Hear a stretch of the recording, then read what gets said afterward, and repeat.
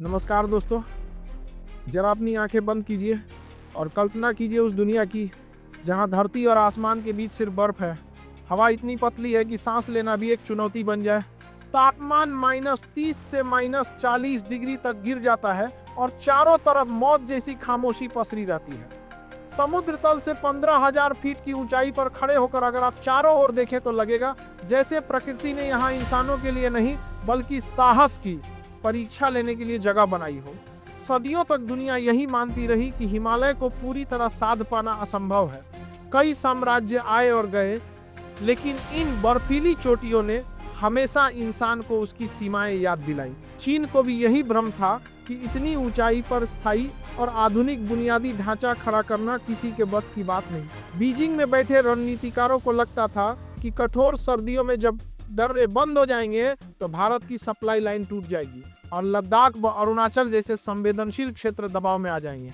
लेकिन आज का भारत वह नहीं है जो इंतजार करे। आज का भारत वह है जो परिस्थितियों को बदल देता है। हिमालय को लंबे समय तक एक प्राकृतिक बाधा माना गया, लेकिन पिछले कुछ वर्षों में भारत ने इसे अपनी रणनीतिक ताकत में बदलने का निर्णय लिया। इस बदलाव की कहानी सिर्फ कंक्रीट और स्टील की नहीं है, यह इच्छा शक्ति, तकनीक और दूरदर्शिता की कहानी है। इसी कहानी का सबसे बड़ा प्रतीक है जोजिला सुरंग, जिसे जोजिला सुरंग के नाम से जाना जाता है। समुद्र तल से लगभग 11,500 फीट से अधिक ऊंचाई पर बन रही यह लगभग 14 किलोमीटर लंबी सुरंग एशिया की सबसे लंबी 2 लेन सड़क सुरंगों में गिनी जा रही है। यह सिर्फ एक निर्माण परियोजना की प्रधान को छिया था, जब 25 समुद्र की नहीं बल्कि रणनीतिक समीकरणों को बदल देने वाला कदम है। जोजिला दर्रा दशकों से दुनिया के सबसे खतरनाक पर्वतीय रास्तों में गिना जाता रहा है। सर्दियों में जब 30 से 40 फीट तक बर्फ गिरती थी, तब लद्दाख का संपर्क कई महीनों के लिए कट जाता था। सेना को अग्रिम मोर्चों पर पहले से ही राशन, ईंधन और गोला बारूद जमा करना पड़ता था। एक ट्रक को दर्रा पार करने में कई घंटे लग जाते थे और जरा सी चूक जानलेवा साबित हो सकती थी। भूस्खलन, हिमस्खलन और ब्लैक आइस जैसे खतरे हर समय मंडराते रहते थे।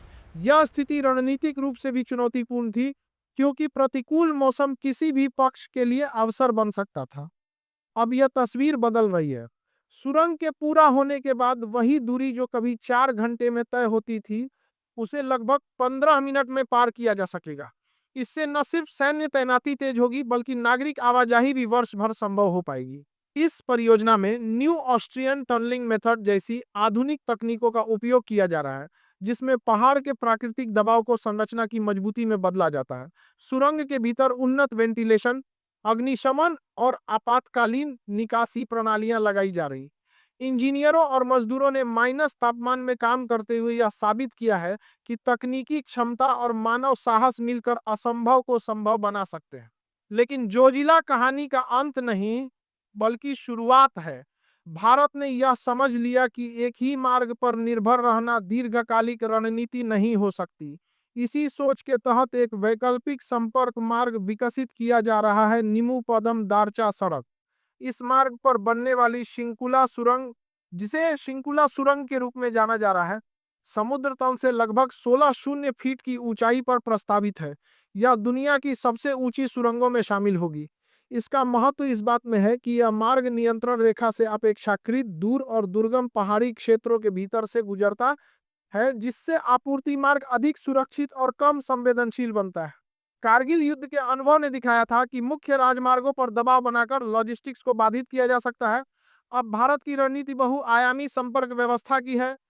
निमुपदम, दारछा मार्ग और शिंकुला सुरंग के पूरा होने के बाद लद्दाख तक पहुंचने के 3 मजबूत विकल्प होंगे। इससे न केवल सेना की त्वरित तैनाती संभव होगी, बल्कि आपातकालीन स्थितियों में भी आपूर्ति बाधित नहीं होगी। पूर्वोत्तर की ओर देखें तो अरुणाचल प्रदेश लंबे समय तक भौगोलिक कठिनाइयों के कारण अविकसित संपर्क का शिकार रहा। चीन ने अपने क्षेत्र में जी219 जैसे राजमार्ग विकसित कर सीमा के निकट तेजी से बुनियादी ढांचा खड़ा किया। इसके जवाब में भारत ने अरुणाचल फ्रंटियर हाईवे जैसी महत्वाकांक्षी परियोजना पर काम शुरू किया है। लगभग 2000 किलोमीटर लंबा यह प्रस्तावित राजमार्ग वास्तविक नियंत्रण रेखा के समानांतर चलेगा और राज्य के सुदूर इलाकों को आपस में जोड़ेगा। इसके साथ ही सेला दर्रे के नीचे बनाई गई सेला सुरंग पहले ही संपर्क को वर्ष भर सुगम बनाने की दिशा में महत्वपूर्ण कदम है।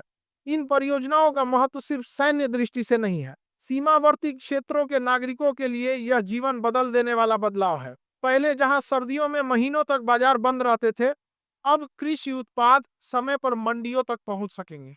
लद्दाख की खुबानी, कश्मीर का केसर और अरुणाचल के ऑर्गेनिक उत्पाद राष्ट्रीय और अंतर्राष्ट्रीय बाजारों तक तेजी से पहुंच पाएंगे।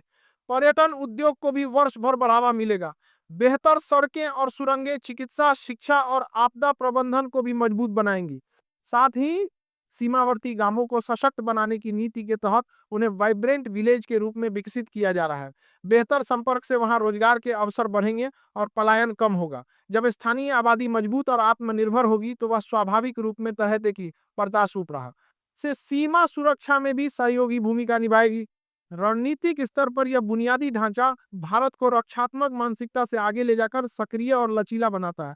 अब मौसम या भूगोल किसी भी पक्ष के लिए निर्णायक बढ़त का साधन नहीं रहेगा। बहुमार्गीय संपर्क व्यवस्था, आधुनिक सुरंगें और उन्नत इंजीनियरिंग समाधान भारत को पर्वतीय युद्ध और आपूर्ति प्रबंधन में अधिक सक्षम बनाते हैं। अंतर्राष्ट्रीय स्तर पर भी इन परियोजनाओं को ध्यान से देखा जा रहा है। कठिन भौगोलिक परिस्थितियों में बड़े पैमाने पर बुनियादी ढांचा खड़ा करना किसी भी देश के लिए तकनीकी दक्षता का प्रमाण होता है। भारत ने यह संदेश दिया है कि वह अपने सीमावर्ती क्षेत्रों के विकास और सुरक्षा दोनों के लिए दीर्घकालिक निवेश करने को तैयार है।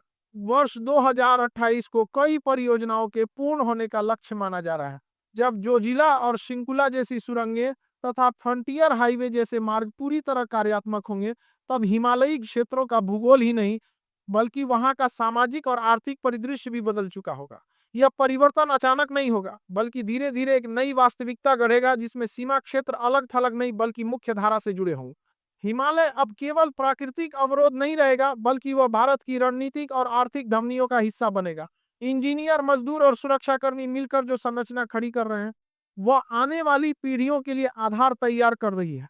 यह कहानी सिर्फ प्रतिस्पर्धा की नहीं, बल्कि आत्मनिर्भरता और दूरदर्शी योजना की है। अंततः इन सुरंगों और सड़कों का महत्व इस बात में है कि वे देश के सबसे कठिन इलाकों को अवसरों से जोड़ रही है। जहां कभी 6 महीने तक बर्फ और अलगाव का राज था, वहां अब 24 घंटे संपर्क, व्यापार और गतिशीलता का नया अध्याय शुरू होने वाला है। 2028 और उसके बाद का समय इस बात का गवाह होगा कि कैसे एक प्राचीन सभ्यता ने आधुनिक तकनीक के सहारे अपने सबसे कठिन भूभाग को अपनी शक्ति में बदल दिया।